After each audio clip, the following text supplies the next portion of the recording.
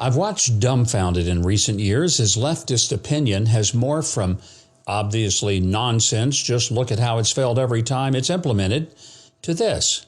So unquestionably true that it's sacred, and if you dare to question it, you're a fascist, and you've got to be silenced and driven into bankruptcy. And while there may be a few left-wing nuts on any corporate board, I've yet to understand why a majority of business professionals whose main job should be pleasing customers and maximizing profits not only risk ticking off customers, but are denying them service if they don't toe the leftist line. It's as if they're more afraid of having a handful of socialist idiots say mean things about them on Twitter than they are of their own stockholders. One of the most outrageous forms of corporate political discrimination has been in the financial services sector, where banks, credit card companies, and payment systems have actually shut off service to conservative or religious businesses, or maybe organizations and nonprofits. In essence, handing down a financial death sentence with zero due process. Well, maybe that's about to change. I told you recently that arrogant elitists are getting a hard lesson in who really runs the country. Thousands of cops, firefighters, hospital workers, and garbage collectors walk off the job rather than bend to the vaccine orders. Now banks might be about to learn the hard way who their bosses really are.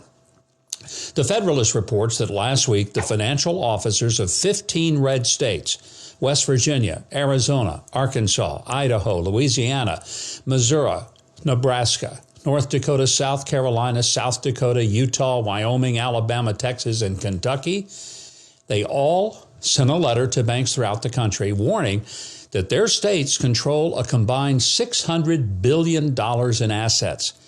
And they're going to pull those assets out of any bank that embraces corporate wokeism or blocks financing to the fossil fuel industry. The letter informs banks that their states rely on revenues from fossil fuels, and we've got a compelling government interest, they say, to select financial institutions that are not engaged in tactics to harm the very people whose money they're handling. Now, there are 22 states whose finances are controlled by Republicans, so this movement could easily grow.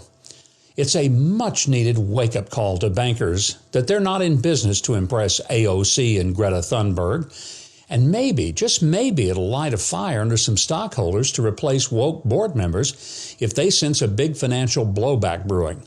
It's also a wake-up call for any conservative investors who might want to enter the financial services industry and offer nonpartisan services without a side order of leftist totalitarianism. If you've got a few spare $1 billion lying around, well, now might be a great time to enter the market. On the topic of anti-wokeness, President Biden's vaccine mandate is continuing its losing streak. He's already backed down from imposing it on federal workers, which, by the way, is the group over which he arguably has the strongest claim to power. But on Tuesday, his claim to having power to impose it on the private sector suffered a double-header loss in the courts. A federal judge in Kentucky blocked the mandate from taking effect against federal contractors and subcontractors in Kentucky, Tennessee, and Ohio. He said this case isn't about whether vaccines are effective, he believes they are, or whether the government can impose vaccine mandates in certain circumstances, which it can. This is about whether Joe Biden has the constitutional authority to impose this particular mandate, and it's likely he does not. Then a federal judge in Louisiana extended to a nationwide injunction in a Missouri federal judge's block on the mandate for healthcare workers in 10 states, halting it in all 50 states. In his ruling, Judge Terry Doughty gave the clearest explanation yet for why President Biden does not have the power to impose a sweeping mandate that should have been passed by Congress. Here's what he says, I'm quoting, "If the separation of powers meant anything to the constitutional framers, it meant that the three necessary ingredients to deprive a person of liberty or property, the power to make rules, to enforce them, and to judge their violations, could never fall into the same hands. If the executive branch is allowed to usurp the power of the legislative branch to make laws, then two of the three powers conferred by our Constitution would be in the same hands. If human nature and history teach anything, it is that civil liberties face grave risk when governments proclaim indefinite states of emergency, end quote. Boy, can he say that again.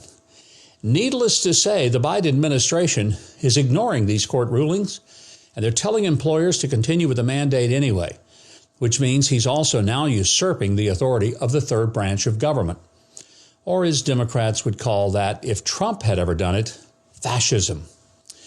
Finally, speaking of people on a losing streak, under intense pressure from all sides, CNN finally announced that anchor Chris Cuomo would be suspended indefinitely after it came to light that he was more than heavily involved in protecting his brother, then governor of New York, Andrew Cuomo, from sexual harassment charges that he has in fact admitted. That includes allegedly lying about using his journalistic sources to share intel on the women with his brother's aides. Pardon me if I find CNN's action underwhelming. Even liberals at outlets like Rolling Stone said this was such a shocking breach of professional ethics and the public trust that he ought to be fired and banned from journalism. CNN's response? He's suspended indefinitely. Suspended ain't fired, and indefinitely literally means for no particular set length of time. Just remember, CNN fired Jeffrey Toobin for exposing himself during a Zoom call. He was back on the air 8 months later. If they're okay with showing viewers that, I guess it won't be nearly as long before they'll be showing us Chris Cuomo again. Now, don't let yourself become like those knuckleheads on CNN. Here's how you keep from that happening. Subscribe to the channel, click the notification bell, and leave a like and a comment on this video. And by the way, be sure to join me tomorrow. We'll be doing our live stream. We'll be talking about the news of the week and answer many of your questions, just as many as we can get to. And of course, if you'd like more of my news analysis and commentary, don't forget you can sign up for my free newsletter. Just go to MikeHuckabee.com and sign up. It really is free. That's going to do it for this edition of The Breakdown. I'm Mike Huckabee.